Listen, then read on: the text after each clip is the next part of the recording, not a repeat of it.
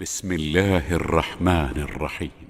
فوقاه الله سيئات ما مكروا وحاق بآل فرعون سوء العذاب النار يعرضون عليها غدوا وعشيا ويوم تقوم الساعة أدخلوا آل فرعون أشد العذاب وإذ يتحاجون في النار فيقول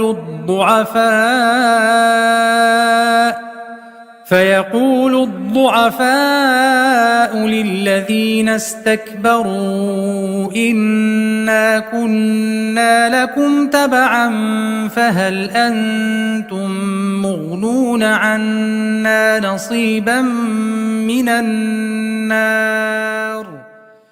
അസ്സലാമു അലൈക്കും വറഹ്മത്തുള്ളാഹി വബറകാതുഹു. ഖുർആൻ പദം 1637 ദിവസത്തിലേക്ക് എല്ലാവരെയും ഹാർദമായി സ്വാഗതം ചെയ്യുന്നു. വിശുദ്ധ ഖുർആനിലെ 40-ാമത്തെ അധ്യായമായ സൂറത്തുൽ ഗാഫിറിലെ 45 മുതൽ 47 വരെയുള്ള ആയത്തുകളാണ് ഇന്ന് പഠന വിധേയമാക്കുന്നത്. ക്ലാസ് ആരംഭിക്കുന്നതിനായി ആദരണീയനായ ഡോക്ടർ AI വിലായത്തുള്ള സാഹിബിനെ ക്ഷണിക്കുന്നു. السلام عليكم ورحمة الله وبركاته. أعوذ بالله من الشيطان الرجيم. بسم الله الرحمن الرحيم. فوقاه الله سيئات ما مكروا وحاق بآل فرعون سوء العذاب النار يعرضون عليها غدوا وعشيا ويوم تقوم الساعة أدخلوا آل فرعون أشد العذاب وإذ يتحاجون في النار فيقول الضعفاء للذين استكبروا إنا كنا لكم تبعا فهل أنتم مغنون عنا نصيبا من النار. صدق الله العلي العظيم. സൂറത്ത് ഗാഫിറിലെ 45 മുതൽ 47 വരെയുള്ള ആയത്തുകളാണ് ഞാൻ നിങ്ങളെ കേൾപ്പിച്ചിട്ടുള്ളത്.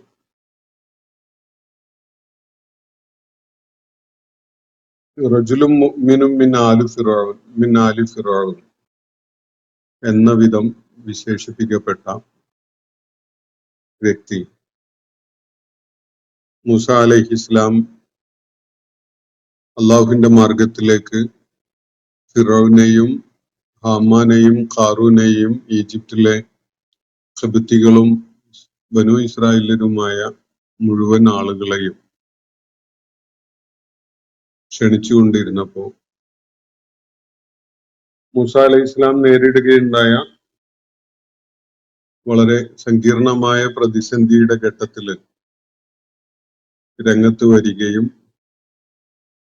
മൂസ അലൈഹി ഇസ്ലാമിനെ പ്രതിരോധിക്കാൻ വേണ്ടി കടുത്ത നടപടികളിലേക്ക് ഫിറൗനും കൂട്ടരും പോകുന്നതിനെ തടയുന്ന വിധത്തില് സംസാരിക്കുകയുണ്ടായത് നമ്മൾ കാണുകയുണ്ടായി. മൂസ അലൈഹി ഇസ്ലാമിന്റെ ഈജിപ്തിലെ ദൗത്യ നിർവഹണത്തിന്റെ ഏകദേശം അവസാന ഘട്ടത്തിലായിരിക്കണം ഈ ഇടപെടലും സംസാരവും ഒക്കെ ഉണ്ടായിട്ടുണ്ടാവുക എന്ന് അനുമാനിക്കാവുന്നതാണ്. തുടക്കത്തിൽ തന്നെ അങ്ങനെ ഒരു പ്രതികരണം ഫിറൗന്റെ അടുക്കൽ നിന്നുണ്ടാവാനിടയില്ല. മൂസ അലൈഹി ഇസ്ലാമിന്റെ സന്ദേശം മാറ്റുരക്കപ്പെടുകയും ഫിറൗന്റെ ഭരണ വിഭാഗത്തിൽപ്പെട്ട ആളുകളെ വരെ അത് സ്വാധീനിക്കുന്ന ഒരു തലത്തോളം കാര്യങ്ങൾ എത്തേണ്ടതുണ്ടല്ലോ. അങ്ങനെ ഒരു ഘട്ടത്തിലായിരിക്കണം ഈ റജുലും മുഅ്മിനും മിൻ ആലി ഫിറഔൻ ഇടപെട്ടുകൊണ്ട് സംസാരിക്കുന്നത്. എന്തായാലും മൂസ അലൈഹി ഇസ്ലാമിനെ രക്ഷപ്പെടുത്തുക, അദ്ദേഹത്തെ കൊന്നുകളയുന്നതിൽ നിന്ന് ഫിറൗനെ തടയുക എന്ന ഒരു ഉദ്ദേശ്യത്തിൽ പരിമിതമായിരുന്നില്ല ഈ മനുഷ്യന്റെ ഇടപെടൽ എന്നാണ് തുടർന്നുള്ള അദ്ദേഹത്തിന്റെ സംസാരത്തിൽ നിന്ന് നമുക്ക് മനസ്സിലാക്കാൻ കഴിഞ്ഞത്. ഫിറോവിനെയും ഹാമാനെയും ഖാറൂനെയും അഭിസംബോധന ചെയ്തുകൊണ്ട്, രാജസദസ്സിനെ അഭിസംബോധന ചെയ്തുകൊണ്ട് സംസാരിക്കുന്ന ആ രീതിയിൽ നിന്ന് വൈകാതെ തന്നെ അദ്ദേഹം പൊതുജനങ്ങളെ അഭിസംബോധന ചെയ്തുകൊണ്ട് യാ ഖൗം എന്ന് വിളിച്ച് സംസാരിക്കുന്നത് നമ്മൾ കാണുകയുണ്ടായി. നമ്മൾ പിന്നിട്ട ഭാഗത്ത് 2 സന്ദർഭങ്ങളിൽ ഈ മനുഷ്യൻ അങ്ങനെ അവരെ അഭിസംബോധന ചെയ്തുകൊണ്ട് യാ ഖൗം എന്ന് പറയുന്നത് നമ്മൾ കണ്ടു. യാ ഖൗമി ഇന്നമാ ഹാദിഹിൽ ഹയാത്തു ദുനിയ എന്ന് തുടങ്ങുന്ന ആ സംസാരം ജീവിതം യഥാർത്ഥത്തിൽ എന്താണ് എന്നത് വളരെ മൗലികമായി ആ സമൂഹത്തെ ഉണർത്തുകയായിരുന്നു ആ സംസാരത്തിലൂടെ അദ്ദേഹം.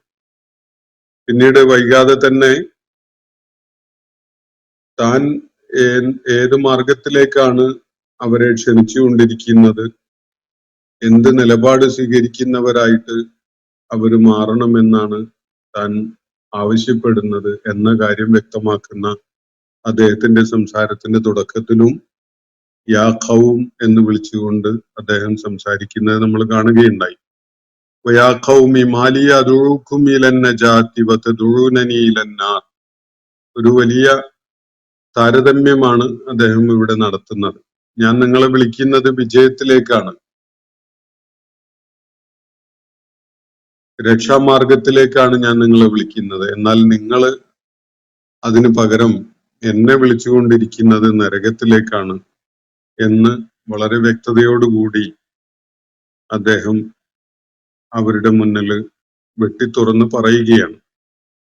ഫിറൗനും ഹാമാനും ഖാറൂനും ഒക്കെയുള്ള ആ സദസ്സിലും തുടർന്ന് അവരെയൊക്കെ പിന്തുണക്കുന്ന പൊതുജനത്തെയും അഭിസംബോധന ചെയ്തുകൊണ്ട് ഈ വിധത്തില് വെട്ടിത്തുറന്ന് പറയുക എന്നൊരു നിലപാടിലേക്ക് ഇദ്ദേഹം റജുലുൻ മുഅ്മിനും മിൻ ആലി ഫിറൗൻ വന്നിട്ടുണ്ടെങ്കിൽ തീർച്ചയായിട്ടും അത് വളരെ വലിയ ഒരു ധീരതയാണ്, വളരെ സമുന്നതമായ ദൈക്ഷണിക നിലപാട് സ്വീകരിക്കുന്ന ഒരാളുടെ വ്യക്തിപ്രഭാവം കൂടിയാണത് വെളിപ്പെടുത്തുന്നത്.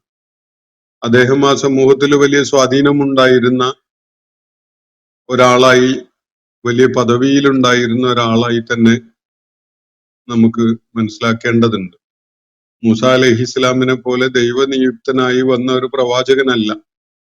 ഖിബ്തി വംശത്തിൽ പെട്ട ഫിറൗന്റെ ആളുകളുടെ കൂട്ടത്തിൽ പെട്ട ഒരാളാണല്ലോ. ആ മനുഷ്യൻ സത്യം ഉൾക്കൊണ്ടുകൊണ്ട് അതിന് സാക്ഷിയാകാൻ രംഗത്ത് വരികയാണ് ചെയ്യുന്നത്. സാധാരണഗതിയിൽ സാമൂഹ്യമായ അധമത്വമുള്ള ഒരാളായിരുന്നുവെങ്കിൽ അത്രത്തോളം തന്റെ ഇടം കാണിച്ച് ധീരമായി ആ കാര്യം നിർവഹിക്കാൻ സാധിച്ചു കൊള്ളണമെന്നില്ല. വിശേഷിച്ച് മൂസ അലൈഹിസ്സലാമിനെ ദൗത്യം ചുമതലപ്പെടുത്തുന്ന ഘട്ടത്തില് അള്ളാഹുവിനോട് സംസാരിക്കുന്ന ആ സന്ദർഭത്തിൽ മൂസ അലൈഹിസ്സലാം തന്നെ അധൈര്യം കാണിച്ചതും അദ്ദേഹം അതിന് സന്നദ്ധത ഇല്ലാത്ത ഒരു നിലപാട് പ്രകടിപ്പിച്ചതൊക്കെ നമ്മൾ നേരത്തെ കണ്ടിട്ടുള്ളതാണ്. ഫിറോവിന്റെ അതുപോലെ ഹാമാന്റെയും ഖാറൂന്റെയും ഒക്കെ നിയന്ത്രണത്തിലുള്ള ആ നാട്ടിലെ അധികാരസിരാ കേന്ദ്രത്തിൽ ചെന്ന് കാര്യങ്ങൾ വെട്ടിത്തുറന്ന് പറയാൻ മാത്രമൊന്നും തന്റെ ഇടവും ധൈര്യവും എനിക്കില്ല എന്ന ഒരു തിരിച്ചറിവ് ഉള്ളത് കൊണ്ടാണ് മൂസ അലൈഹിസ്സലാം അതിന് വൈമനസ്യം കാണിക്കുകയുണ്ടായിട്ടുള്ളത്. എന്നാൽ ഇവിടെ ധീരമായ ഒരു നിലപാട് കാണിച്ചുകൊണ്ടാണ് ഈ റജുലും മുഅ്മിനും മിൻ ആലി ഫിറഔൻ മൂസ അലൈഹി ഇസ്ലാമിനെ പ്രതിരോധിക്കുന്നതിനും സത്യം വ്യക്തമായി വെട്ടിത്തുറന്ന് പറയുന്നതിനൊക്കെ വേണ്ടി രംഗത്ത് വരുന്നത് എന്നത് നമ്മൾ മനസ്സിലാക്കുന്നത്. ഈ മനുഷ്യന് ആ സമൂഹത്തിൽ അത്രയും ഉന്നതമായ ഒരു പദവി ഉണ്ടായിരുന്നു, ഒരു സ്ഥാനമുണ്ടായിരുന്നു, വലിയ സ്വാധീനമുണ്ടായിരുന്നു എന്ന് മനസ്സിലാക്കാനാണ് ഈ സംഭവം അതിന്റെ സൂചനകളെ അടിസ്ഥാനപ്പെടുത്തിക്കൊണ്ട് നമ്മൾ പ്രേരിതരാകുന്നത്. അപ്പോ ഒരു വലിയ താരതമ്യമാണ് രണ്ട് പക്ഷത്തിന്റെയും ആദർശം ജീവിത വീക്ഷണം, നിലപാടുകൾ, ഈ സംഗതികളെ പരാമർശിച്ചുകൊണ്ട് ഈ റജുലും മുഅ്മിനും മിൻ ആലി ഫിറഔൻ ഇവിടെ നിർവഹിക്കുന്നത്. ഫിറഔൻ പക്ഷം നിലകൊള്ളുന്നത് എന്തിനു വേണ്ടി? അവരുടെ ആദർശം എന്ത്? അവരുടെ നിലപാടെന്ത്? മറിച്ച് മൂസ അലൈഹി ഇസ്ലാം, അതുപോലെ മൂസ അലൈഹി ഇസ്ലാമിനെ പിന്തുണച്ചുകൊണ്ട് രംഗത്ത് വന്ന ഈ മനുഷ്യർ, അവരുടെ ആദർശം എന്ത്? അവരുടെ ജീവിത ലക്ഷ്യം എന്ത്? നിലപാടെന്ത്? ഈ കാര്യം രണ്ടും വളരെ സുതാര്യമായ വിധത്തിൽ വ്യക്തമാക്കിയിട്ട് ഒരു താരതമ്യം നിർവഹിച്ചിരിക്കുകയാണ് ഇവിടെ ആ റജുലും മുഅ്മിനും മിൻ ആലി ഫിറഔൻ എന്ന് പരാമർശിക്കപ്പെട്ടിട്ടുള്ള വ്യക്തി. എന്നിട്ട് അദ്ദേഹം സംസാരം അവസാനിപ്പിക്കുന്ന ഘട്ടത്തില് ഒരു കാര്യം കൂടി പറഞ്ഞു വെക്കുന്നുണ്ട്. ഫസതദ്കുറൂന മാ അഖൂലു ലക്കും, ഞാൻ നിങ്ങളുമായി പങ്കുവച്ച ഈ സംസാരവും ഈ ആശയങ്ങളും ഒക്കെ ഉണ്ടല്ലോ, അത് തീർച്ചയായിട്ടും ഒരു ഘട്ടത്തിൽ നിങ്ങൾ ഓർക്കും. വഉഫവ്വിളു അംരി ഇലല്ലാഹ്, എന്റെ കാര്യം ഞാൻ അള്ളാഹുവിൽ, എന്റെ റബ്ബിൽ സമർപ്പിക്കുകയാണ്. ഇന്നല്ലാഹ ബസീറും ബിൽ ഇബാദ്, എന്റെ റബ്ബ് അള്ളാഹു തീർച്ചയായിട്ടും അവന്റെ ദാസന്മാരുടെ സകല കാര്യങ്ങളും കണ്ടുകൊണ്ടിരിക്കുകയാണ്. അതുകൊണ്ട് ഞാൻ എന്ത് നിലപാടെടുത്തു, നിങ്ങൾ എന്തെല്ലാം എന്നിൽ നിന്ന് ശ്രവിക്കാനിടയായി, ഞാൻ ഏത് ആദർശം ചൂസ് ചെയ്തു, നിങ്ങളോട് എന്തൊക്കെ ഞാൻ പറഞ്ഞു തന്നു തുടങ്ങിയിട്ടുള്ള കാര്യങ്ങളൊക്കെയും സസൂക്ഷ്മം നിരീക്ഷിക്കുന്നവനായ ഒരു റബ്ബിലാണ് ഞാൻ വിശ്വസിച്ചിരിക്കുന്നത്. ആ റബ്ബ് എല്ലാം കാണുന്നുണ്ട്. അതുകൊണ്ട് തീർച്ചയായിട്ടും ഞാൻ ഈ പറഞ്ഞ കാര്യങ്ങളൊക്കെ നിങ്ങൾ ഓർക്കേണ്ടി വരുന്ന ഒരു നിമിഷം, ഒരു സന്ദർഭം വൈകാത്ത ഭാവിയിൽ നിങ്ങളുടെ ജീവിതത്തിൽ ഉണ്ടാകും. ഈ ഒരു കാര്യം പറഞ്ഞുകൊണ്ടാണ് അദ്ദേഹം സംസാരം അവസാനിപ്പിക്കുന്നത്. അത് ഒരു ഉപസംഹാരത്തിന്റെ സ്വഭാവത്തിലാണ് ആ സംസാരം ഉള്ളത്. ഞാൻ പറയുന്നത് പൂർണ്ണമായി പറഞ്ഞു വ്യക്തമാക്കി അവസാനിപ്പിക്കുകയാണ് എന്ന് പറഞ്ഞിട്ടില്ല എന്നേ ഉള്ളൂ. അതാണ് ഈ പറഞ്ഞതിന്റെ ഒരു ചുരുക്കമായിട്ട് നമുക്ക് മനസ്സിലാക്കാൻ കഴിയുക. അപ്പോ ഇത്രയൊക്കെ പറഞ്ഞ സ്ഥിതിക്ക് എന്റെ കാര്യം വളരെ അപകടകരമാണ്, പരിതാപകരമായ ഒരു അവസ്ഥയാണ് എനിക്ക് നേരിടേണ്ടി വരിക എന്നതൊക്കെ എനിക്ക് നന്നായി അറിയാം എന്നുകൂടി അതിൽ അടങ്ങിയിട്ടുണ്ടല്ലോ. കാരണം അദ്ദേഹം പറയുന്നത് എന്റെ കാര്യം ഞാൻ അള്ളാഹുവിൽ സമർപ്പിച്ചിരിക്കുകയാണ്, ഞാൻ ഇക്കാര്യമൊക്കെ നിങ്ങളോട് വെട്ടിത്തുറന്ന് പറഞ്ഞു എന്നത് അതിനുശേഷം സുരക്ഷിതമായി ഇവിടുന്ന് അങ്ങ് പോകാൻ കഴിയും എന്ന പ്രതീക്ഷയിലൊന്നുമല്ല. ഞാൻ എന്റെ കാര്യം അള്ളാഹുവിനെ ഏൽപ്പിക്കുകയാണ്, അള്ളാഹുവിനെ സമർപ്പിക്കുകയാണ് എന്ന് പറഞ്ഞുകൊണ്ടാണ് അദ്ദേഹം സംസാരം അവസാനിപ്പിക്കുന്നത്. അവനെല്ലാം കാണുന്നുണ്ട്, അവൻ തന്റെ ദാസന്മാരുടെ മുഴുവൻ കാര്യങ്ങളും കണ്ടറിയുന്നുണ്ട്, നിരീക്ഷിക്കുന്നുണ്ട് എന്ന് പറഞ്ഞുകൊണ്ടാണ് ആ മനുഷ്യന്റെ സംസാരം അവസാനിക്കുകയുണ്ടായത്. അപ്പൊ അതിനെ തുടർന്ന് എന്തുണ്ടായി എന്നാണ് ഇന്ന് ഞാൻ നിങ്ങളെ ഓതിക്കേൾപ്പിച്ചിട്ടുള്ള ഈ 45 മുതൽ 47 വരെയും തുടർന്നുമുള്ള ആയത്തുകളിൽ അള്ളാഹു വ്യക്തമാക്കുന്നത്. അതിന്റെ ആദ്യ ഭാഗമാണ് ഞാൻ നിങ്ങളെ ഇന്ന് കേൾപ്പിച്ചിട്ടുള്ളത്. 45 മുതൽ 47 വരെയുള്ള ആയത്തുകൾ. നമുക്ക് ആ ആയത്തുകളെ ഫോക്കസ് ചെയ്തുകൊണ്ട് കാര്യങ്ങൾ മനസ്സിലാക്കി മുന്നോട്ട് പോകാം. ഫവഖാഹുല്ലാഹു സയ്യിആതി മാ മക്കറു, തുടർന്ന് അള്ളാഹു പറയുകയാണ് ആ മനുഷ്യന്റെ കാര്യത്തില്, ഫവഖാഹുല്ലാഹു, അള്ളാഹു അദ്ദേഹത്തെ സംരക്ഷിച്ചു, അള്ളാഹു അദ്ദേഹത്തെ കാത്തു സംരക്ഷിച്ചു. ഫവഖാഹുല്ലാഹു, എന്തിൽ നിന്നാണ്? സയ്യിആതി മാ മക്കറു, അവര് ഗൂഢാലോചന ചെയ്ത് അല്ലെങ്കിൽ കുതന്ത്രങ്ങൾ ആവിഷ്കരിച്ച സംഗതികളുടെ സകല ദ്രോഹങ്ങളിൽ നിന്നും നാം അദ്ദേഹത്തെ, അള്ളാഹു അദ്ദേഹത്തെ കാത്തു സംരക്ഷിക്കുകയുണ്ടായി എന്നാണ് ഇവിടെ പറയുന്നത്. ഈ വിശദീകരണം നൽകുന്ന, ഈ വിവരണം നൽകുന്ന ഒരു സൂചന ഈ മനുഷ്യന്റെ കാര്യത്തില്, നേരത്തെ മൂസ അലൈഹി ഇസ്ലാമിന്റെ കാര്യത്തിൽ ഫിറഔൻ പ്രഖ്യാപിച്ച പോലെ ഞാൻ അവനെ കൊന്നുകളയാൻ പോവുകയാണ്, നിങ്ങൾ ആരും ഇടപെടരുത് എന്ന് പറഞ്ഞ പോലെ ഈ റജുലും മുഅ്മിനും മിൻ ആലി ഫിറഔനെ ഇങ്ങനെയൊക്കെ ധിക്കാരപരമായി സംസാരിച്ചത് കാരണമായി അയാള് നാട്ടിന് അപകടമാണ് എന്ന് പറഞ്ഞുകൊണ്ട് ഞാൻ അവനെ അങ്ങ് കൊല്ലുകയാണ്, നിങ്ങൾ ആരും ഇടപെടരുത് എന്നൊന്നും ഫിറോവൻ പറഞ്ഞിട്ടില്ല. മൂസ അലൈഹി ഇസ്ലാമിന്റെ കാര്യത്തിൽ അദ്ദേഹം ബനു ഇസ്രായേൽക്കാരനാണ്, നാട്ടിൽ മുമ്പൊരു കൊലപാതകത്തിന് ഉത്തരവാദിയായ ആളാണ്, നേരത്തെ തന്നെ നമുക്ക് ഭീഷണിയായിരുന്ന ഒരു സമൂഹത്തിലെ ഒരു അധമ സമൂഹത്തിലെ അംഗമാണ് എന്നതൊന്നും തന്നെ, അങ്ങനെയുള്ള കാര്യങ്ങളൊന്നും ഇവിടെ റജുലും മുഅ്മിനും മിൻ ആലി ഫിറോവിന്റെ കാര്യത്തിലില്ല. അതുകൊണ്ട് ഒറ്റയടിക്ക് ഞാൻ അവനെ അങ്ങ് കൊന്നുകളയുകയാണ്, നിങ്ങൾ ആരും എന്നെ പിടിച്ചു വെക്കരുത് എന്ന് പറയുന്ന ഒരു ശൈലി ഇവിടെ ഫിറോവൻ പറയുന്നത് നമ്മൾ കാണുന്നില്ല.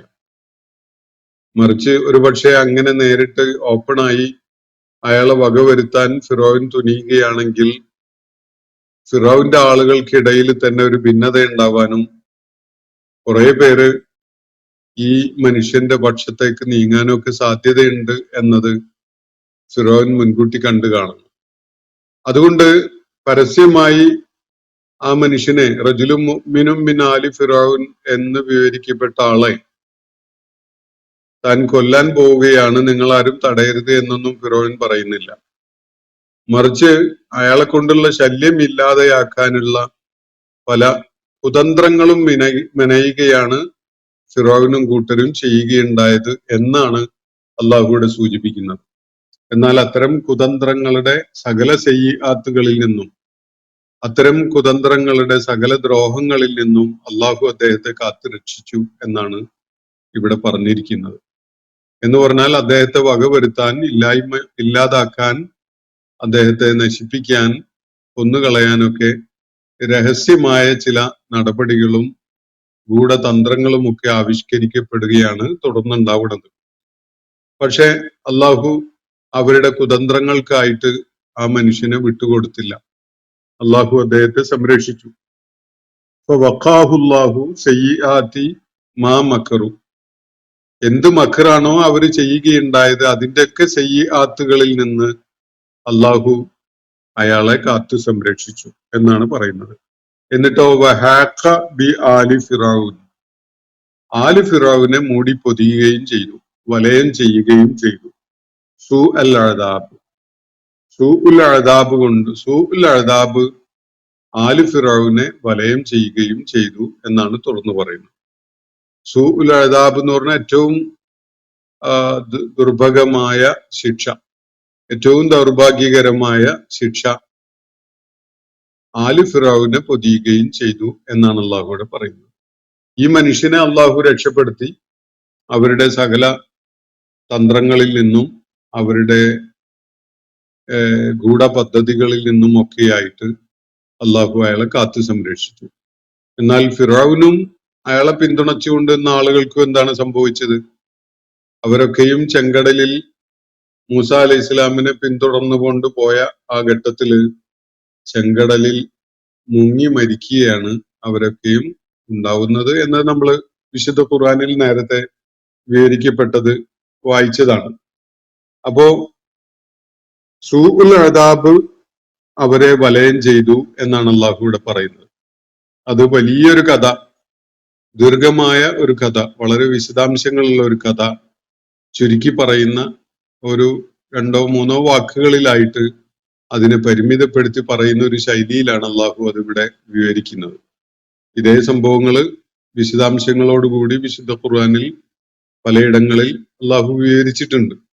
അപ്പൊ ഇവിടെ അത് ചുരുക്കി പറയുന്നത്, ആ മനുഷ്യനെ റജുലും മിൻ ആലി ഫിറൗനെ അള്ളാഹു സംരക്ഷിച്ചു. ഫിറൗനെയും അയാളുടെ പ്രവൃത്തികളെയും ഒക്കെ കടുത്ത വളരെ ദൗർഭാഗ്യകരമായ ശിക്ഷ കൊണ്ട് പൊതിയുകയും ചെയ്തു, വലയം ചെയ്യുകയും ചെയ്തു എന്നാണ്. വഹാഖ ബി ആലി ഫിറൗൻ എന്നാണ് അറബിയിൽ ഇവിടെ നൽകിയിരിക്കുന്ന വിവരണം. ഹാഖ എന്ന് പറഞ്ഞാൽ വലയം ചെയ്യുക, മൂടി പൊതിയുക എന്നൊക്കെയാണ്.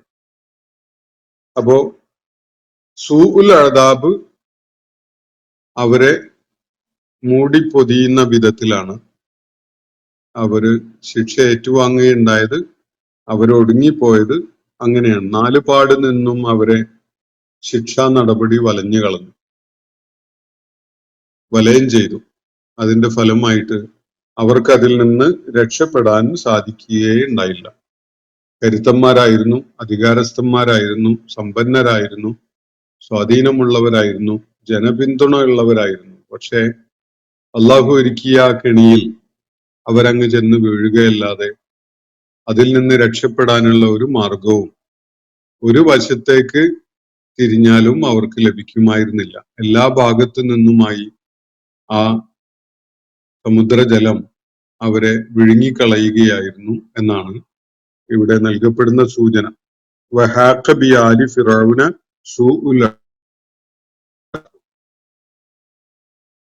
സൂഉൽ അദാബ് ഫിറഔൻ പ്രവൃത്തികളെ നാലുപാട് നിന്നുമായി വളഞ്ഞുകൂട്ടുകയുണ്ടായി, അല്ലെങ്കിൽ വലയം ചെയ്യുകയുണ്ടായി. അപ്പൊ ഏറ്റവും ദുർഭഗമായ, ഏറ്റവും ദൗർഭാഗ്യകരമായ ആ ശിക്ഷ ഏറ്റുവാങ്ങുകയാണ്. അതേസമയത്ത് മറ്റേ ആള് മൂസ അലൈഹി ഇസ്ലാമിന്റെ സംരക്ഷണത്തിനായിട്ട് രംഗത്ത് വന്ന മനുഷ്യൻ, അള്ളാഹു അയാൾക്കെതിരെ അവര് ഉപജാപം ചെയ്തുണ്ടാക്കിയിരുന്ന എല്ലാ കുതന്ത്രങ്ങളെയും തട്ടിമാറ്റി അയാളെ അത്തരം സകല സയ്യിആത്തുകളിൽ നിന്നും രക്ഷപ്പെടുത്തുകയും ചെയ്തു. എന്നിട്ട് തുടർന്ന് ആല് ഫിറഔൻ പിന്നീട് എന്താണ് അനുഭവിച്ചത് എന്നത് അള്ളാഹു വ്യക്തമാക്കുകയാണ്. ചെങ്കടലിൽ അവര് മുങ്ങി മരിച്ചല്ലോ. എന്നിട്ടോ അതിനുശേഷമോ അന്നാറു യുറദൂന അലൈഹ, അന്നാർ നരകാഗ്നി, യുറദൂന അലൈഹ അവര് ആ നരകാഗ്നിയുടെ മുന്നിൽ പ്രദർശിപ്പിക്കപ്പെടുകയാണ്. ഫിറൗനും അയാളെ പിന്തുണച്ച ആളുകളും ആ നരകാഗ്നിയുടെ മുന്നിലായിട്ട് പ്രദർശിപ്പിക്കപ്പെടുന്നു. എപ്പോഴാണ്? ഉദുവം വാശിയ, രാവിലെയും വൈകുന്നേരവും, പ്രഭാതത്തിലും പ്രദോഷത്തിലും എന്ന് പറഞ്ഞാൽ പകലുടനീളം അവര് ആ നരകം കണ്ട വിഭ്രാന്തിയിലായിരിക്കും. രാവുടനീളം അവര് നരകം കണ്ട വിഭ്രാന്തിയിലായിരിക്കും. കാരണം പ്രഭാതത്തിലും പ്രദോഷത്തിലുമായി അവരെ ഒന്ന് കാണിച്ചിങ്ങ് കൊണ്ടുവരും ആ നരകത്തിലേക്ക്. യുറലൂന അവരെ അള്ളാഹു പ്രദർശിപ്പിക്കുന്നു, അല്ലെങ്കിൽ ഹാജരാക്കുന്നു.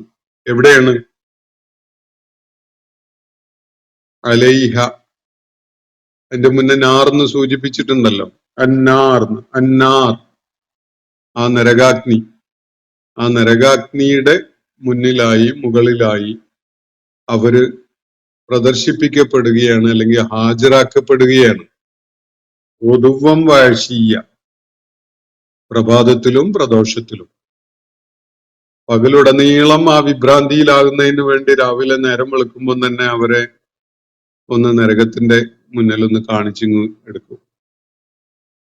രാത്രിയുടനീളം ആ നരകഭീതി അവരെ വേട്ടയാടുന്ന വിധത്തില് പ്രദോഷത്തില് സന്ധ്യാനേരത്ത് അവരെ ഒന്ന് നരകത്തിന്റെ മുന്നിൽ മുഖം കാണിക്കും. ഈ വിധത്തിലാണ് അവര് തുടർന്നുള്ളത്. എത്ര കാലം ഒന്ന് ആലോചിച്ച് നോക്കൂ.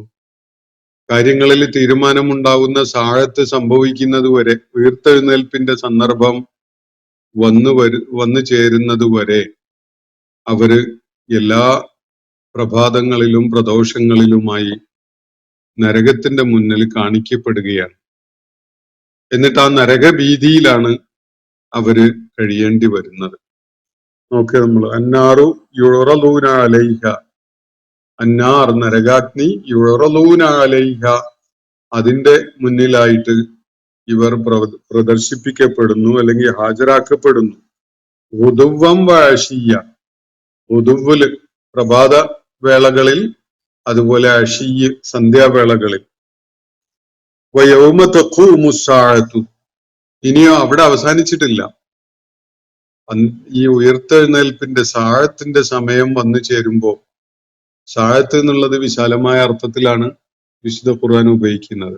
അന്ത്യനാള്, അതിന്റെ ആദ്യഘട്ടം മുതൽ അവസാന ഘട്ടം വരെയുള്ള എല്ലാ സ്റ്റേജസിനെയും ഉദ്ദേശിച്ചുകൊണ്ട് സാഴത്ത് എന്നുള്ള വാക്ക് ഉപയോഗിക്കുന്നത് കാണാം. പക്ഷെ ഇവിടെ പ്രത്യേകം പറയുന്നത് ഒന്ന് നോക്കൂ.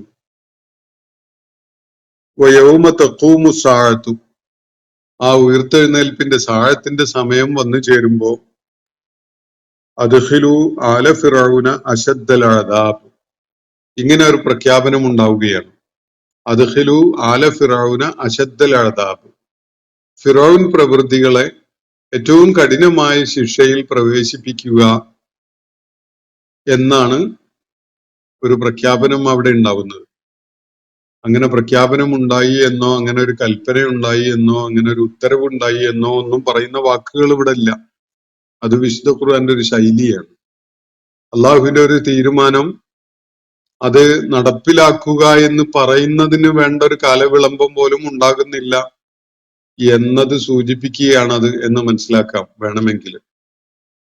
സാഴത്ത് നിലവിൽ വരുമ്പോ ഉയർത്തെഴുന്നേൽപ്പിന്റെ സമയം സമാഗതമായി കഴിഞ്ഞാൽ പിന്നെ അള്ളാഹുവിന്റെ ഈ കൽപ്പന നടപ്പിലാക്കുന്നതിന് അങ്ങനെ ഒരു പ്രഖ്യാപനം ഉണ്ടായി, അത് കേട്ടു, അത് നിർവഹിക്കേണ്ട ആളുകൾ നിർവഹിക്കാൻ ഒരുങ്ങി, അതിനുവേണ്ട തയ്യാറെടുപ്പുണ്ടായി എന്നൊന്നും നമ്മൾ കാണേണ്ടതില്ല. മറിച്ച് അവര് അള്ളാഹുവിന്റെ ആ കൽപ്പന ഉണ്ടാകുന്ന ആദ്യ നിമിഷം തന്നെ അത് നടപ്പിലാക്കാൻ രംഗത്ത് എത്തിയിട്ടുണ്ടാകും എന്നാണ് അതിന്റെ സൂചന. ഇവിടെ അള്ളാഹു പറഞ്ഞു എന്നോ അങ്ങനെ ഒരു അശരീരി ഉണ്ടായി എന്നോ അങ്ങനെ ഒരു പ്രഖ്യാപനം ഉണ്ടായി എന്നോ ഒന്നും പറയുന്നില്ല. മറിച്ച് ഉയർത്തെഴുന്നേൽപ്പിന്റെ നാളിൽ വയൗമ തഖൂമു സാഅത്തു, സാഴത്ത് നിലവിൽ വരുമ്പോൾ ഇങ്ങനെ പറഞ്ഞു എന്നൊന്നും അവിടെ പറയുന്നില്ല. അദ്ഖിലു ആല ഫിറഔന അശദ്ദൽ അദാബ്, ഫിറഔൻ പ്രവൃത്തികളെ, ഫിറൗന്റെ കൂട്ടരെ, ഫിറൗനെയും അയാളുടെ സംഘത്തെയും ഏറ്റവും കഠിനമായ അശദ്ദുൽ അദാബിൽ പ്രവേശിപ്പിക്കുക എന്നാണ് അവിടെ പറയുന്നത്. ഇതാണ് അവിടെയുള്ള വാക്യം. അങ്ങനെ അള്ളാഹു പറഞ്ഞുന്നോ അങ്ങനെ ഒരു പ്രഖ്യാപനം ഉണ്ടായി എന്നൊന്നും ഇവിടെ പറയുന്നില്ല. അത് പറയാൻ വേണ്ടി വാക്കുകളോ സമയമോ അള്ളാഹു നീക്കി വെക്കുന്നില്ല എന്നർത്ഥം. എന്ന് പറഞ്ഞാൽ ഉയർത്തെഴുന്നേൽപ്പ് നാള് വരെ ഫിറൗൻ അതുപോലെ അയാളെ പിന്തുണച്ചുകൊണ്ട് കഴിഞ്ഞ ആളുകൾ രാവിലെയും വൈകുന്നേരവുമായി നരകാഗ്നിയുടെ മുന്നിൽ പ്രദർശിപ്പിക്കപ്പെടുകയാണ്. ഉയർത്തെഴുന്നേൽപ്പിന്റെ നാളിലോ ഒരു നിമിഷം പോലും കാലവിളംബം ഉണ്ടാകാത്ത വിധത്തിൽ ഏറ്റവും കടുത്ത ശിക്ഷയിലേക്ക് അവരെ പ്രവേശിപ്പിക്കപ്പെടുന്നു എന്നതും നമുക്ക് ഇവിടെ വ്യക്തമായിട്ട് മനസ്സിലാക്കാൻ സാധിക്കും. ഈ ആയത്തിൽ അടങ്ങിയിട്ടുള്ള ഒരു കാര്യം നമ്മൾ ഉൾക്കൊള്ളുകയാണെങ്കിൽ യഥാർത്ഥത്തിൽ നമ്മുടെ കാലഘട്ടത്തിലൊക്കെ പലരും നരകശിക്ഷ, ഖബറിലെ ശിക്ഷയില്ല, അല്ലെങ്കിൽ ബർസഖിൽ യാതൊരു സംഗതിയും ഉണ്ടാവുകയില്ല എന്നൊക്കെ പറഞ്ഞു നടക്കുന്ന പലരെയും കേൾക്കാം. ഖുർആനിൽ ഖബറിലെ ശിക്ഷയില്ല, അങ്ങനെ ഒരു പരാമർശമേ ഇല്ല എന്നൊക്കെ ഒരു യുവ പണ്ഡിതൻ ഖുർആന് വ്യാഖ്യാനമൊക്കെ എഴുതിക്കൊണ്ടിരിക്കുന്ന ഒരാൾ ആണയിട്ട് പറയുന്നത് ഞാൻ കേട്ടിട്ടുണ്ട്. പൗരോഹിത്യം, പണ്ഡിത ലോകം ഇവരൊക്കെ വഴിവേൽപ്പിക്കുകയായിരുന്നു എന്ന ഒരു ആഖ്യാനത്തിൽ നിന്നുകൊണ്ട് കാര്യങ്ങളെ സ്വന്തം നിലക്ക് മറ്റുള്ളതും പൂർണ്ണമായി തിരസ്കരിച്ചുകൊണ്ട് പറഞ്ഞു തുടങ്ങുമ്പോൾ വിശുദ്ധ ഖുർആനിലുള്ളത് തന്നെ മുഴുവനും കാണാതെ പോവുകയാണ് ഇത്തരം ആളുകൾ. ആളുകളെ വഴിപഴപ്പിക്കുന്നവരും തെറ്റിലേക്ക് നയിക്കുന്നവരൊക്കെ ഉണ്ടാകും. നെല്ലും പതിരും വേർതിരിച്ച് മനസ്സിലാക്കാനുള്ള ഒരു ഡിസിപ്ലിൻ സ്വന്തമായിട്ട് ആർജിക്കാത്ത ഇത്തരം ആളുകൾ ഖുർആനിലുള്ളത് തന്നെ കാണാതെ പോവുകയാണ്. ഇസ്ലാമിക വിജ്ഞാനങ്ങൾക്ക് ഒരു വലിയ ലെഗസി ഉണ്ടായി വന്നിട്ടുള്ളത് ഒരു സത്യമാണ്. ഒരാൾക്ക് ഖുർആനിലുള്ള എല്ലാ ആയത്തുകളുടെയും സൂചനകൾ പൂർണ്ണമായിട്ട് വെളിപ്പെട്ട് കിട്ടിക്കൊള്ളണമെന്നില്ല. പലരിലൂടെയായിട്ടും വിശുദ്ധ ഖുർആന്റെ ആയാത്തുകൾ വെളിപ്പെട്ടിട്ടുണ്ട്. അത് എല്ലാവരെയും കേൾക്കുകയും മനസ്സിലാക്കുകയും ഹക്കായത് പിന്തുടരുകയും ചെയ്യുക എന്നൊരു സമീപനം സ്വീകരിക്കുന്നതിന് പകരം പിന്നിട്ട കാലത്തെ മുഴുവൻ ആളുകളും പുരോഹിതന്മാരായിരുന്നു, അവരൊക്കെയും ജനങ്ങളെ വഴിപഴപ്പിക്കുകയായിരുന്നു, അവരൊക്കെ കള്ളമായ ആശയങ്ങളുമായിട്ട് നിലകൊണ്ടവരാണ് എന്ന വിധത്തിൽ ആഖ്യാനം ചെയ്തുകൊണ്ട് സംസാരിക്കുമ്പോൾ വിശുദ്ധ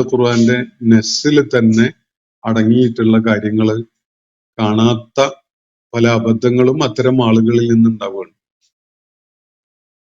ബർസഖില് എന്ന് പറഞ്ഞ മരണശേഷം ഉയർത്തെഴുന്നേൽപ്പിനെ തുടർന്ന് സ്വർഗനരകങ്ങൾ തീരുമാനിക്കപ്പെടുന്നത് വരെയുള്ള കാലമുണ്ടല്ലോ, അതിനാണ് ബർസഖ് എന്ന് പറയുന്നത്. അതിന്റെ ആദ്യഘട്ടമാണ് ഖബറിലെ അനുഭവം. അപ്പോൾ മരണം മുതൽ നരകസ്വർഗങ്ങൾ നിർണയിക്കപ്പെടുന്നത് വരെയുള്ള ആ ഉയർത്തെഴുന്നേൽപ്പിന്റെ നാൾ വരെയുള്ള കാലം, ഈ കാലത്ത് സുഹൃതവാന്മാർക്ക് സന്തോഷ വാർത്ത കേട്ടുകൊണ്ട് അതിന്റെ പ്രതീക്ഷകളുടെ സ്വപ്നങ്ങളുമായിട്ട് അവർക്ക് ആ ആനന്ദത്തിൽ കഴിയാൻ സാധിക്കുമെന്നും ദുഷ്കർമ്മികൾക്ക് അവരേറ്റുവാങ്ങാൻ പോകുന്ന നരകശിക്ഷയെക്കുറിച്ചുള്ള ഭീതിജനകമായ സ്വപ്നങ്ങളിൽ കഴിയേണ്ടി വരുമെന്നും ഹദീസുകളിൽ സൂചനയുണ്ട്. ആ ഹദീസുകള് കള്ളമായി ആരും ഉണ്ടാക്കിയതല്ല എന്നത് നമ്മളെ ബോധ്യപ്പെടുത്തുന്ന ഒരായത്താണിത്. രണ്ട് ശിക്ഷയെക്കുറിച്ച് ഇവിടെ ഫിറോവിന്റെയും ആളുകളെയും പരാമർശിച്ചുകൊണ്ട് പറയുന്നത്, അവര് രാവിലെയും വൈകുന്നേരവും നരകത്തിന്റെ മുന്നിൽ പ്രദർശിപ്പിക്കപ്പെടുന്നു, ഹാജരാക്കപ്പെടുന്നു. എന്നിട്ട് ഉയർത്തെഴുന്നേൽപ്പിന്റെ നാളിലോ അവരേറ്റവും കടുത്ത ശിക്ഷയിലേക്ക് അവരെ പ്രവേശിപ്പിക്കുക എന്ന് കേൾപ്പിക്കപ്പെടുകയും ചെയ്യുന്നു. അല്ലെങ്കിൽ അള്ളാഹുവിന്റെ അങ്ങനെയുള്ള ഒരു നിർദ്ദേശം വരുന്നു. അപ്പോ ഉയർത്തെഴുന്നേൽപ്പിന്റെ സാഴത്തിന്റെ സമയം വരുന്നതിന്റെ മുമ്പ് ഉള്ള ശിക്ഷയെയാണ് ആദ്യം പറഞ്ഞിട്ടുള്ളത്. നരകത്തിന്റെ മുന്നിൽ രാവിലെയും വൈകുന്നേരവും പ്രദർശിപ്പിക്കപ്പെടുക എന്നത്. അതിൽ കൂടുതൽ എന്ത് ശിക്ഷയാണ് ഒരാൾക്ക് വേണ്ടതെന്ന് ആലോചിച്ച് നോക്കൂ. രാവിലെ നരകത്തിന്റെ മുന്നിൽ ഒന്ന് കാട്ടിക്കൊണ്ടുവരിക, വൈകുന്നേരം വീണ്ടും അതുപോലെ കാട്ടിക്കൊണ്ടുവരിക. രാവിലെ കണ്ട നരകത്തിന്റെ ഓർമ്മ വൈകുന്നേരം വരെ അയാൾക്ക് വല്ല സ്വസ്ഥതയും നൽകും. വൈകുന്നേരം കണ്ട നരകത്തിന്റെ ആ കാഴ്ച നേരം പുലരുന്നത് വരെ അയാളെ നിദ്രാരഹിതനാക്കി മാറ്റുകയില്ലേ? അപ്പൊ ഈ വിധത്തിലുള്ള ഒരു ബർസഖിലെ ശിക്ഷയെക്കുറിച്ച് അത് യാഥാർത്ഥ്യമാണ് എന്നത് വിശുദ്ധ ഖുർആൻ തന്നെ വളരെ വ്യക്തമായി തെളിവ് തരുമ്പോഴാണ് ഖബറിൽ ശിക്ഷയില്ല, ബർസഖിൽ ശിക്ഷയില്ല, അതൊക്കെ കള്ളം പറയുകയാണ്, പുരോഹിതന്മാരുടെ സൃഷ്ടിയാണ് എന്നൊക്കെ വ്യാജമായ ഹദീസുകളിലൂടെ പലരും പടച്ചുണ്ടാക്കിയതാണ് എന്നൊക്കെ ചിലർ പറഞ്ഞു നടക്കുന്നത് നമുക്ക് കേൾക്കാൻ കഴിയുന്നത്. ഒരു ഹദീസ് ഞാൻ നിങ്ങളെ കേൾപ്പിക്കാം. ഇന്ന അഹദക്കും ഇദാ മാത്ത, നിങ്ങളിൽ ആരെങ്കിലും മരിച്ചു കഴിഞ്ഞാൽ അറള അലൈഹി മഖഅദഹു ബിൽ ഗദാത്തി വൽ അശി, ഒരാൾ മരിച്ചു കഴിഞ്ഞാൽ അയാളുടെ ഇരിപ്പിടം നരകത്തിലായാലും സ്വർഗത്തിലായാലും അയാൾ എന്ത് പരിണിതിയാണ് ഏറ്റുവാങ്ങാൻ പോകുന്നത് എന്നത് അയാളുടെ ഇരിപ്പിടം കാണിക്കപ്പെടും അയാൾക്ക്. അത് രാവിലെയും വൈകുന്നേരവും ഇങ്ങനെ കാണിച്ചുകൊണ്ടിരിക്കും അയാളെ. ഇൻകാന മിൻ അഹ്ലിൽ ജന്ന, അയാള് സ്വർഗാവകാശിയാണെങ്കിൽ ഫമിൻ അഹ്ലിൽ ജന്ന, സ്വർഗാവകാശിയാണ് എന്ന വിധത്തില് സ്വർഗത്തിൽ അയാളെ ഏറ്റുവാങ്ങാൻ പോകുന്ന മഖഅദ് അയാളെ കാണിക്കപ്പെടും. അതുപോലെ വൈൻകാന മിൻ അഹ്ലിൻ നാർ, അയാൾ നരകാവകാശിയാണെങ്കിൽ ഫമിൻ അഹ്ലിൻ നാർ, നരകാവകാശി എന്ന നിലക്ക് അയാൾ ഏറ്റുവാങ്ങുന്ന മഖഅദ് അയാൾക്ക് കാണാൻ അവസരമൊരുക്കും. ഫയുഖാലു, ആ ഘട്ടത്തിൽ പറയപ്പെടുക ഇങ്ങനെയാണ്, ഹാദാ മഖഅദുക, ഇതാണ് നിന്റെ ഇരിപ്പിടം, നിന്റെ സ്ഥാനം. ഹത്താ യബ്അസക അല്ലാഹു അസ്സ വജല്ല ഇലൈഹി യൗമൽ ഖിയാമ, യൗമുൽ ഖിയാമയിൽ ഉയർത്തെഴുന്നേൽപ്പ് നാളിൽ അള്ളാഹു നിന്നെ പുനർജീവിപ്പിക്കപ്പെടുന്നത് വരെ, ആ പുനർജീവിപ്പിക്കപ്പെടുന്നതോടെ നിനക്ക് ഏറ്റുവാങ്ങാനുള്ള ഇരിപ്പിടം ഇതാണ്, സ്ഥാനം ഇതാണ് എന്ന വിധത്തിൽ രാവിലെയും വൈകുന്നേരവും നരകാവകാശികളും സ്വർഗാവകാശികളും ഈ കാഴ്ച കാണിക്കപ്പെടും എന്ന് ഒരു ഹദീസിൽ വ്യക്തമാക്കുന്നുണ്ട്. ആ കാര്യം തന്നെയാണ് യഥാർത്ഥത്തിൽ ഇവിടെ അള്ളാഹു ഫിറോവിന്റെയും പ്രവൃത്തികളുടെയും കാര്യത്തിൽ വ്യക്തമാക്കിയിട്ടുള്ളത്. അന്നാറു യുറദൂന അലൈഹ, നരകാഗ്നി അതിന്റെ മുന്നിൽ അവര് കാണിക്കപ്പെടുന്നു, ഹാജരാക്കപ്പെടുന്നു. ഉദുവം വഴശീയ, രാവിലെയും വൈകുന്നേരവും. യൗമ തഖൂമു സ്സാഅതു, അങ്ങനെ ഉയർത്തെഴുന്നേൽപ്പ് സമയം ആഗതമായി കഴിഞ്ഞാൽ അവിടെ കേൾക്കുന്ന ഒരു പ്രഖ്യാപനം ഇതാണ്: അദ്ഖിലൂ ആല ഫിറഔന അശദ്ദൽ അദാബ്, ഫിറഔൻ പ്രവൃത്തികളെ ഏറ്റവും കഠിനമായ ശിക്ഷയിൽ പ്രവേശിപ്പിക്കൂ എന്നാണ് അവിടെ കേൾപ്പിക്കപ്പെടുന്ന ഒരു കാര്യം. അല്ലെങ്കിൽ അള്ളാഹുവിന്റെ ഉത്തരവ് അങ്ങനെയാണ്. ഇതാണ് ഇവിടെ പറയുന്നത്. അപ്പോൾ വളരെ വ്യക്തമാണല്ലോ, നരകത്തിൽ പ്രവേശിപ്പിക്കപ്പെടുന്ന ആ സംഭവം ഉണ്ടാകുന്നതിന് മുമ്പ് തന്നെ രാവിലെയും വൈകുന്നേരവും നരകശിക്ഷ ഓർമ്മിപ്പിക്കുന്ന കാഴ്ചകൾ അവരെ കാണിക്കും എന്നതാണ് ഇവിടെ നൽകപ്പെട്ടിട്ടുള്ള വളരെ വ്യക്തമായ സൂചന. അതുകൊണ്ട് ബർസഖില് ശിക്ഷയില്ല, കടുത്ത അനുഭവങ്ങളൊന്നുമില്ല, അല്ലെങ്കിൽ സത്യവിശ്വാസികൾക്കും സജ്ജനങ്ങൾക്കും പ്രതിഫലങ്ങൾ അവര് ഏറ്റുവാങ്ങാനിരിക്കുന്ന ദൈവിക പ്രതിഫലത്തെ കുറിച്ചുള്ള സന്തോഷ വാർത്തയും അത് അനുഭവിപ്പിക്കുന്ന സ്വപ്നങ്ങളൊന്നുമില്ല എന്നൊന്നും സങ്കല്പിക്കുന്നത് ഇസ്ലാമിക വിശ്വാസത്തിനോട് യോജിക്കുന്നതോ അല്ലെങ്കിൽ വിശുദ്ധ ഖുർആന്റെ വിവരണങ്ങളോട് യോജിക്കുന്നതോ ഒന്നുമല്ല എന്നത് നമുക്ക് ഈ ആയത്തിന്റെ വെളിച്ചത്തിൽ തന്നെ മനസ്സിലാക്കാൻ സാധിക്കും.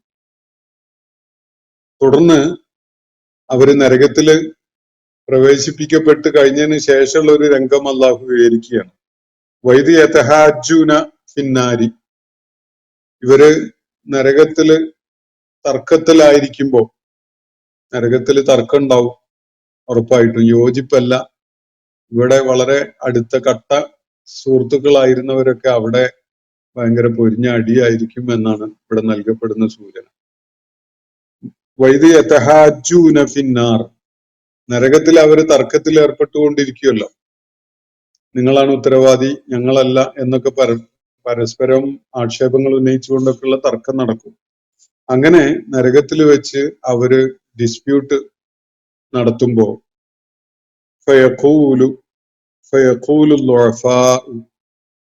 ദുർബലരായിരുന്ന ആളുകൾ, ഭൗതിക ലോകത്ത് ദുർബലരായിരുന്ന ആളുകൾ പറയും, ലില്ലദീന ഇസ്തക്ബറു, കേമന്മാരായി നടിച്ചിരുന്ന ആളുകളുണ്ടല്ലോ, ഭൗതിക ലോകത്തെ നേതാക്കന്മാരായിരുന്നവര്, അവരോടായിട്ട് ഭൗതിക ലോകത്തെ ദുർബലരായിരുന്ന അനുയായികളായിരുന്ന ആളുകൾ പറയും, ഇന്നാ കുന്നാ ലക്കും തബാ, ഞങ്ങള് നിങ്ങളുടെ നീതന്മാരായിരുന്നു, നിങ്ങളുടെ അനുയായികളായിട്ടാണ് ഞങ്ങൾ ഉണ്ടായിരുന്നത്, നിങ്ങളായിരുന്നു ഞങ്ങളുടെ നേതാക്കന്മാര്.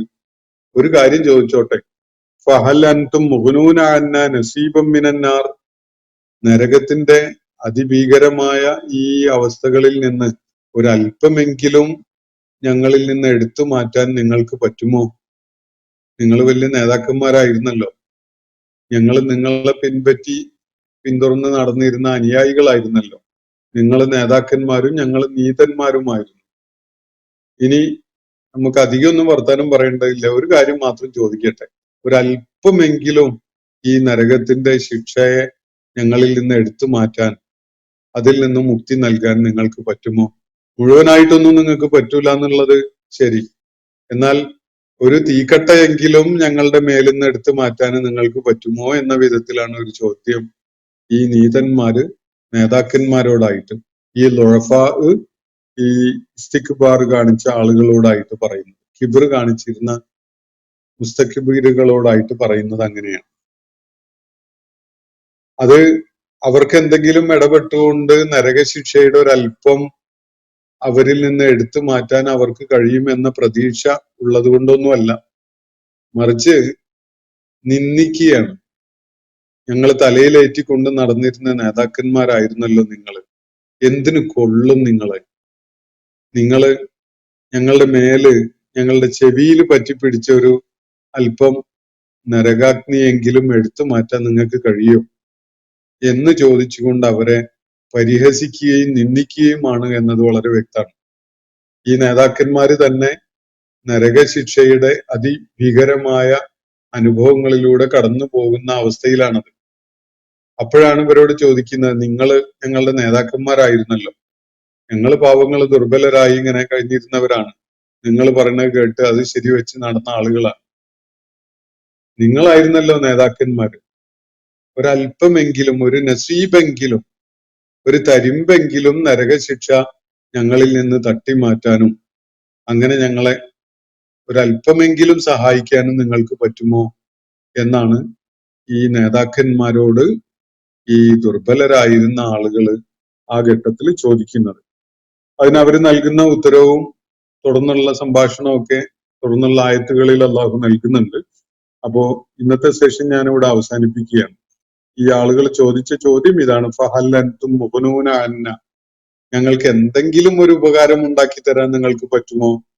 നസീബം മിനന്നാർ, നരകത്തിന്റെ ഒരു തരിമ്പിന്റെ കാര്യത്തിലെങ്കിലും, ഒരു തരിമ്പെങ്കിലും നരകത്തിന്റെ ദ്രോഹം ഞങ്ങളിൽ നിന്ന് എടുത്തു മാറ്റുന്ന വിധത്തില് ഞങ്ങൾക്കൊരു സംരക്ഷണം, സഹായം നിങ്ങൾക്ക് നൽകാൻ പറ്റുമോ എന്നാണ് ഈ നേതാക്കന്മാരോട് ലൊഴഫ ആയ ആളുകള്, കേമന്മാരായി സ്വയം നടിച്ചിരുന്ന ആളുകളോട് ദുർബലരായി നിലക്കൊണ്ടിരുന്ന ആളുകൾ ആ ഘട്ടത്തില് ചോദിക്കുന്നത്. അപ്പോ ഒരു കാര്യം ഇവിടെ വളരെ വ്യക്തമായി പ്രൂവ് ചെയ്യപ്പെട്ടിരിക്കുകയാണ്: മരണത്തിനെ തുടർന്ന് ഉയർത്തെഴുന്നേൽപ്പ് നാള് വരെ സ്വർഗാവകാശികൾ സ്വർഗത്തിന്റെ മോഹനമായ പല സ്വപ്നങ്ങളിലുമായിരിക്കും. നരകാവകാശികൾ നരകശിക്ഷയുടെ ഭീകരമായ അനുഭവങ്ങളാണ് പകലും രാവും ഒരുപോലെ അനുഭവിച്ചു കൊണ്ടിരിക്കുക. അതിനെ തുടർന്ന് ഉയർത്തെഴുന്നേൽപ്പിന് ശേഷം നരക സ്വർഗങ്ങൾ തീരുമാനിക്കപ്പെട്ട ഘട്ടത്തില് യഥാർത്ഥത്തിലുള്ള ശിക്ഷ അവരെ ഏറ്റുവാങ്ങേണ്ടി വരികയും ചെയ്യുന്നു എന്നതാണ് ഈ ഖുർആൻ ആയത്തുകൾ നമുക്ക് വ്യക്തമാക്കി തരുന്നത്. അതുകൊണ്ട് ഖബർ, ബർസഖ്, ഈ വക ഇടങ്ങളിലുള്ള സാധ്യതകളെ ഹദീസുകളിൽ പറയുന്നത് വ്യാജമാണ്, കള്ളമാണ്, മിഥ്യയാണ്, അടിസ്ഥാനരഹിതമാണ് എന്നൊക്കെ ആരും പറഞ്ഞു നടക്കാൻ മുതിരണ്ട. അത് വിശുദ്ധ ഖുർആന് തന്നെ എതിരാണ് എന്നത് മനസ്സിലാക്കിക്കൊള്ളുക. ഇന്നത്തെ സെഷൻ ഇവിടെ അവസാനിക്കുകയാണ്. വാഖിർ ദഅവാന അനിൽ ഹംദുലില്ലാഹി റബ്ബിൽ ആലമീൻ. അസ്സലാമു അലൈക്കും വറഹ്മത്തുള്ളാഹി വബറകാതുഹു. ഇന്നത്തെ ഖുർആൻ പദം ഇവിടെ സമാപിക്കുന്നു. ഖുർആൻ പഠനത്തിൽ പങ്കെടുത്ത എല്ലാവർക്കും അല്ലാഹു അർഹമായ പ്രതിഫലം നൽകി അനുഗ്രഹിക്കട്ടെ. വആഖിർ ദഅവാന അനിൽ ഹംദുലില്ലാഹി റബ്ബിൽ ആലമീൻ. അസ്സലാമു അലൈക്കും വറഹ്മത്തുള്ളാഹി വബറകാതുഹു.